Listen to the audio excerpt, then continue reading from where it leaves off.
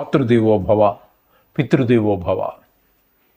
నేను మీ శ్రీధర్. ఇప్పుడు మనము డిసెంబర్ నెల 2025 సంవత్సరం గోచార ఫలితాలు ఏ విధంగా ద్వాదశ రాశుల వారికి ఉన్నాయనేది తెలుసుకునే ప్రయత్నం చేద్దాం. ముందుగా మేషరాశి వారికి తెలుసుకునే ప్రయత్నం చేద్దాం. మేషరాశి వారికి చతుర్థ తృతీయ స్థానాలలో గురు యొక్క సంచారం జరుగుతోంది. అంటే మొదటగా చతుర్థ అన్నాను కదా, చతుర్థ అనడంలో ఉద్దేశం ఏంటంటే ఆయన అతిచారం వలన కర్కాటకంలో ప్రవేశించారు. ఉండవలసిన టైం కంటే ముందుగా ప్రవేశించారు. అక్కడ కాలం అంతా గడిచిపోయింది. 6వ తారీఖు వరకు, అంటే డిసెంబర్ 6వ తారీఖు వరకు మాత్రమే ఆయన కర్కాటకంలో ఉంటారు. అంటే చతుర్థ స్థానం అవుతుంది. తదుపరి తృతీయ స్థానం అయినటువంటి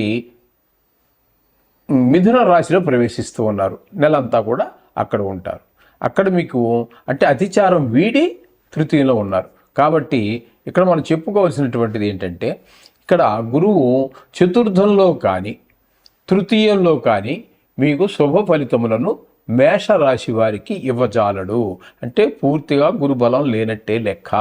ఇక్కడ ఏమవుతున్నది అని అంటే, మీకు చతుర్థ స్థానంలో ఉన్నప్పుడు తల్లిగారి విషయంలోనూ, విద్య విషయంలోనూ, గృహ విషయంలోనూ, స్థలాల విషయంలోనూ, వాహనం విషయంలోనూ, మన స్వభావం విషయంలోనూ మనకి ప్రతికూలమైన ఫలితాలు 6 రోజులు ఇస్తున్నారు. తదుపరి మిథునంలో ప్రవేశించి నెలంతా కూడా ఉన్నారు.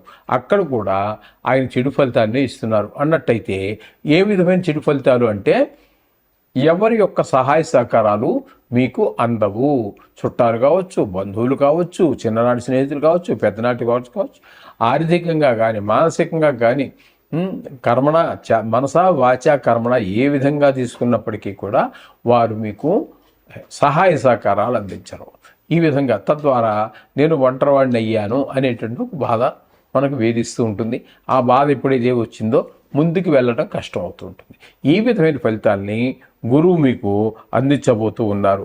ఇకపోతే కేతువును కనుక మనం తీసుకున్నట్టయితే 5వ స్థానంలో కేతుగ్రహ సంచారం జరుగుతోందండి. కేతుగ్రహ సంచారం 5వ స్థానంలో శుభ ఫలితములను ఇవ్వజాలదు. ఆయన అక్కడ ఇచ్చేటటువంటి ఫలితం ఏ విధంగా ఉంటుందంటే, అది సంతానం విషయంలో, అంటే సంతానం సరిగా చదవకపోవటమో, లేకపోతే ఆటల మీద ఎక్కువ శ్రద్ధ పెట్టుకోవటమో, ఈ ఆటలో దెబ్బలు తగిలించుకోవటమో, గాయాలు తగిలించుకోవటమో, బుద్ధిబలం సరిగా పనిచేయకపోవటమో, లేకపోతే చెడు స్నేహాలు పెట్టడమో, ఇట్లాంటి కొంచెం మాకు అవసరం లేని విషయాల్లో ఎక్కువగా పిల్లలు కదండి, ఉంటుంది, సహజంగానే ఉంటుంది. వారి మీద చెడ్డ ప్రభావం చూపించే అవకాశం కేతు ప్రభావం చూపిస్తూ ఉంటుంది. ఇకపోతే 7వ స్థానంలో 7మ, 8మ, 9మ 3 స్థానాలు, బుధుడు 3 స్థానాలలో సంచారం చేస్తూ ఉన్నాడు. 7మ స్థానంలో 6వ తారీఖు వరకు మాత్రమే ఉంటారు. ఆ తదుపరి 24 రోజుల పాటు 8మ స్థానంలో సంచారం. ఆ తదుపరి ఒక్క రోజు మాత్రం 9వ స్థానంలో సంచారం చేస్తున్నారు. ఒక్కరోజే కదా వదిలేద్దామా 31 రోజుల్లో అనడానికి వీలు లేదండి. చెప్పుకోవాల్సిందే. ఆ ఒక్కరోజు కాదు, ఒక క్షణం చాలండి వాళ్ళ ప్రభావం చూపించడానికి. నవగ్రహాలంటే నాట్ అదర్ దాన్ గాడ్, అంటే దేవుడి కంటే భిన్నమైన వారు కాదండి. సరే, ఇక్కడ మీకు 7వ స్థానంలో 6 రోజుల పాటు మీరు సంచారం చేస్తున్నారు.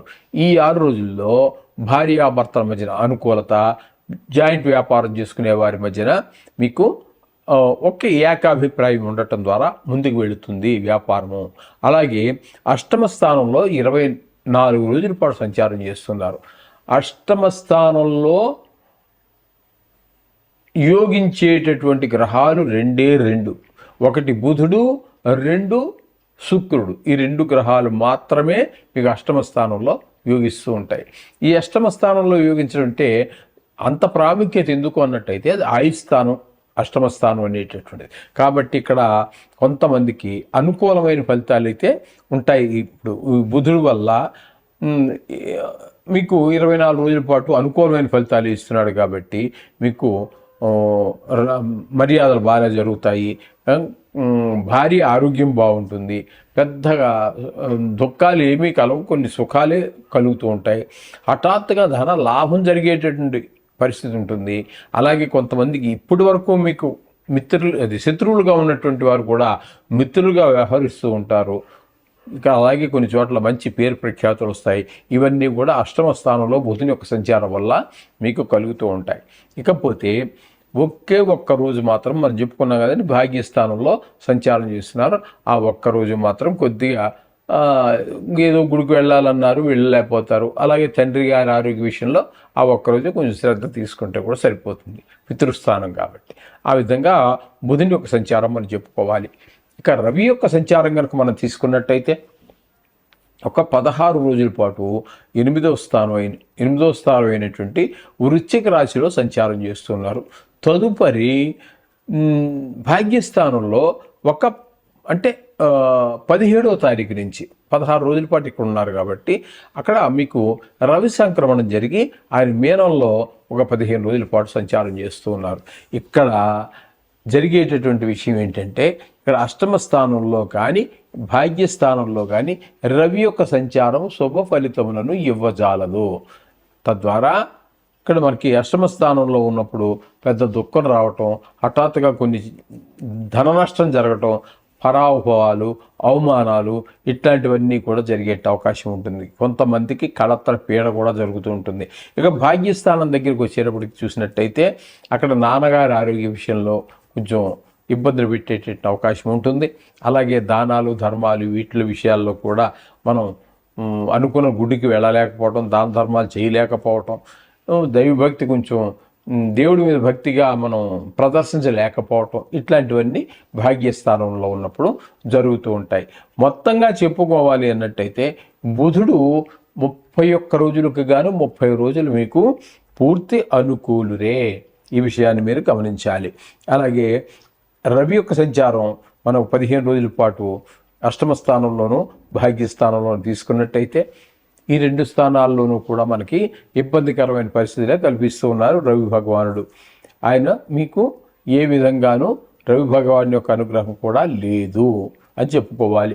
ఇక కుజుని యొక్క సంచారం తీసుకున్నట్టయితే ఆయన కూడా 8వ స్థానంలో ఒక 7వ తారీఖు వరకు 7 రోజుల పాటు ఉంటారు. తదుపరి 24 రోజుల పాటు ఆయన కూడా మళ్ళీ ధనురాశిలో ప్రవేశిస్తూ ఉన్నారు.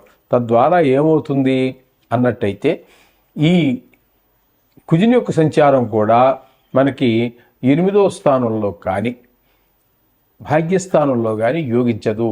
ఇప్పుడు మనము రవి గురించి ఏమైతే చెప్పుకున్నామో అవే ఫలితాలను ఆయన ఇవ్వబోతున్నారు.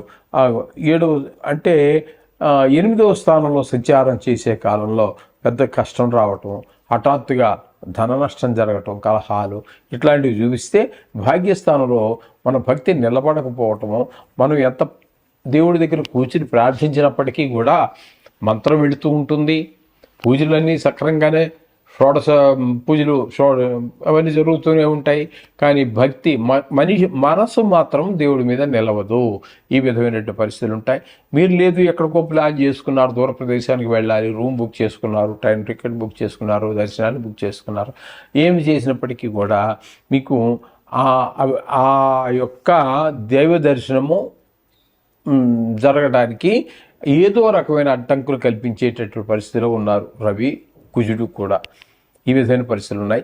ఇక శుక్రుని యొక్క సంచారం తీసుకున్నట్టయితే 8వ స్థానంలో ఒక 20 రోజుల పాటు 11 రోజుల పాటుతో భాగ్యస్థానంలో సంచారం చేస్తున్నారు.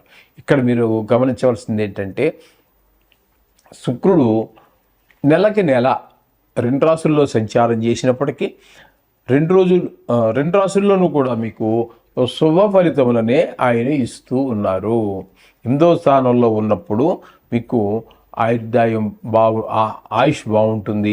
ఎవరన్నా పెద్దవాళ్ళు మంచం మీద ఉండి అటా ఇటా అన్నటువంటి వాళ్ళు ఉన్నట్టయితే అటు ఇటు కాదు, ఆయుర్దాయం మళ్ళీ ఆయన బాగానే పుంజుకోగలుగుతారు. ఈ విధమైనటువంటి ఉంటాయి. అలాగే కలత్ర పీడ, కొంతమందికి భార్య వియోగం జరగచ్చు, ఏదో ఆవిడికి అనారోగ్యం జరగచ్చు, లేకపోతే ఏదైనా జరగవచ్చు. ఆయుస్థానం కాబట్టి కొన్ని ఎందుకంటే మనం చెప్పుకుంటున్నటువంటివి రాశి ఫలితాలు.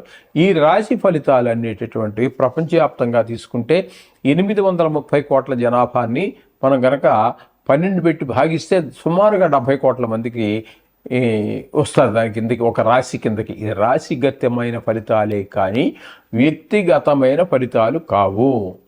ఇది మన వ్యక్తిగతమైనటువంటి జాతకానికి అనుసంధానం చేసుకోవటం వరకే.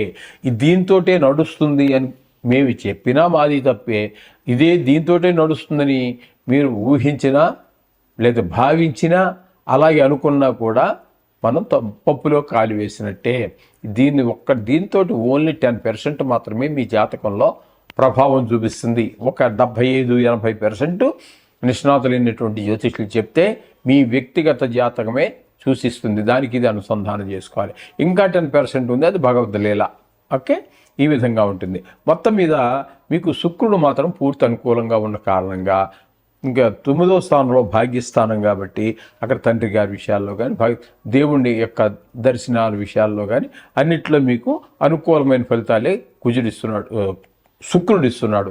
అంటే శుక్రుడు పూర్తి శుభుడు. బుధుడు ఇప్పుడు ఇక్కడ 8వ స్థానం అయినటువంటి వృశ్చికంలోను 9వ స్థానం అయినటువంటి ధనస్సులోను 4 గ్రహాల యొక్క సంచారం జరుగుతున్నదండి. ఇక్కడ బుధుడు, రవి, కుజుడు, శుక్రుడు, ఈ 4గిట్లో 2 గ్రహాలు మీకు ప్రతికూలంగానే ఉన్నాయి, రవి, కుజుడు. అయితే బుధుడు, శుక్రుడు మాత్రం మీకు పూర్తి అనుకూలంగా ఉన్నారు. శుక్రుడు అనుకూలంగా ఉన్న కారణంగా ఏంటంటే మీకు షేర్ మార్కెట్లో పెట్టుబడి పెట్టే వారికి, సినిమా రంగంలో వారికి, టీవీ రంగంలో వారికి, ఈ సోషల్ మీడియాలో ఉండేవారికి కొంత అనుకూలమైనటువంటి ఫలితాలని తప్పకుండా శుక్రుడు ఇస్తాడు. అలాగే బుధుడు అనుకూలుడు కాబట్టి వ్యాపార రంగంలోనూ తదితర రంగాల్లో బుధుని యొక్క మన బుద్ధి వికసిస్తుంది, ఆ రాణింపు ఖచ్చితంగా ఉంటుంది. ఇకపోతే ఏకాదశ స్థానంలో రాహుగ్రహ సంచారం జరుగుతోంది. రాహుగ్రహ సంచారం ఏకాదశ స్థానంలో పూర్తి శుభ ఫలితాలను ఇస్తుంది, అందులో సందేహం లేదు. ఎందుకంటే ఏకాదశ స్థానంలో ఏ గ్రహం ఉన్నప్పటికీ కూడా దానికి మిగతా గణితం అంతా చేయవలసినటువంటి పని లేకుండానే ఏకాదశ స్థానం ఫలితాలని చెప్పుకోవచ్చు, శుభ ఫలితాలు చెప్పుకోవచ్చు. ఏకాదశిలో ఉన్న కారణంగా దాన్ని లాభస్థానం అని అంటారు. ధనానికి లోటు ఉండదు. అలాగే ఇంట్లో సోదరులందరూ మీ వెంట పెద్దవాళ్ళందరూ కూడా మీకు సహాయ సహకారాలు అందిస్తూ ఉంటారు. ధనార్జన బాగుంటుంది. అలాగే ఏదైనా కొత్తగా వ్యవహారం ప్రారంభిస్తే కూడా ఆ వ్యవహారంలో బాగా నైపుణ్యం సాధించగలుగుతారు. ఈ విధమైన ఫలితాలన్నీ కూడా ఏకాదశ స్థానంలో ఉన్నటువంటి రాహు ఇస్తున్నారు.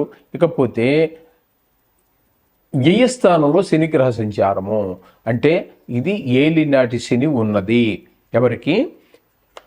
మేషరాశి వారికి ఏలినాటి శని సంచారం వ్యయస్థానంలో ఉన్నది కాబట్టి ఇక్కడ వీరికి ఇచ్చేటటువంటి శని భగవానుడు ఇచ్చేటటువంటి 3 రాసుల్లో సంచారం చేస్తున్నారు కాబట్టి ఏలినాటి శని అనేటప్పటికీ ఇక్కడ మీకు ముఖ్యంగా వ్యయస్థానంలో ఉన్నారు కాబట్టి ఇక్కడ ధన వ్యయం జరిగేటటువంటి అవకాశం ఉంది, ధన నష్టం జరిగేటటువంటి అవకాశం ఉంటుంది.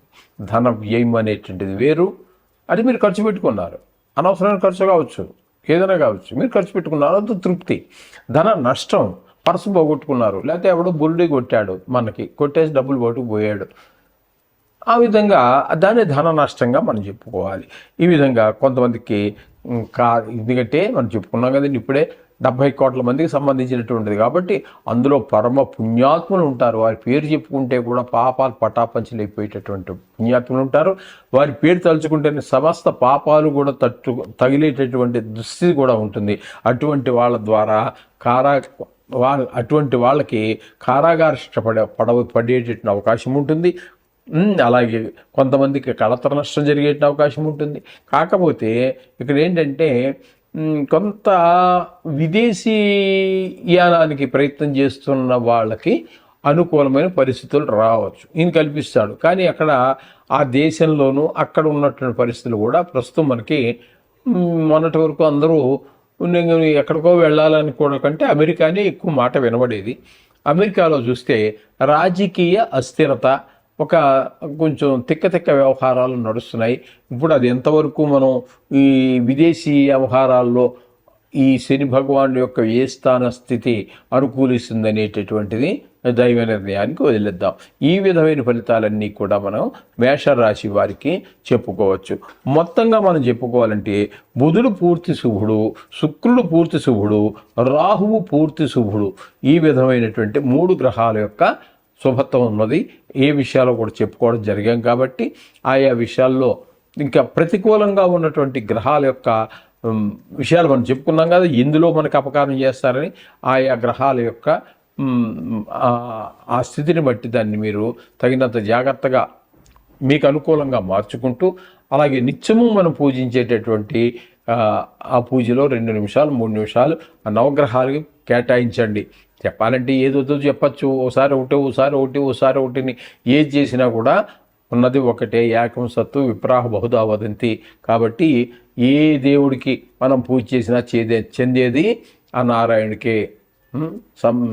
సర్వదేవ నమస్కార కేశవం ప్రతిగచ్చతి, ఆ కేశవుడికే చెల్లిపోతాయి. కాబట్టి మీరు తప్పకుండా ఈ నవగ్రహాలు చేయించండి.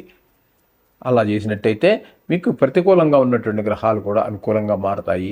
ఇది కేవలము మీ వ్యక్తిగత జాతకము కాదు అని గుర్తుపెట్టుకోండి. మీ వ్యక్తిగత జాతకాన్ని టైం అవి ఉంటే తప్పకుండా రాయించుకోండి నిష్ణాత లేని వారి చేత, లేదా మమ్మల్ని కూడా మీరు సంప్రదించవచ్చు. శుభం.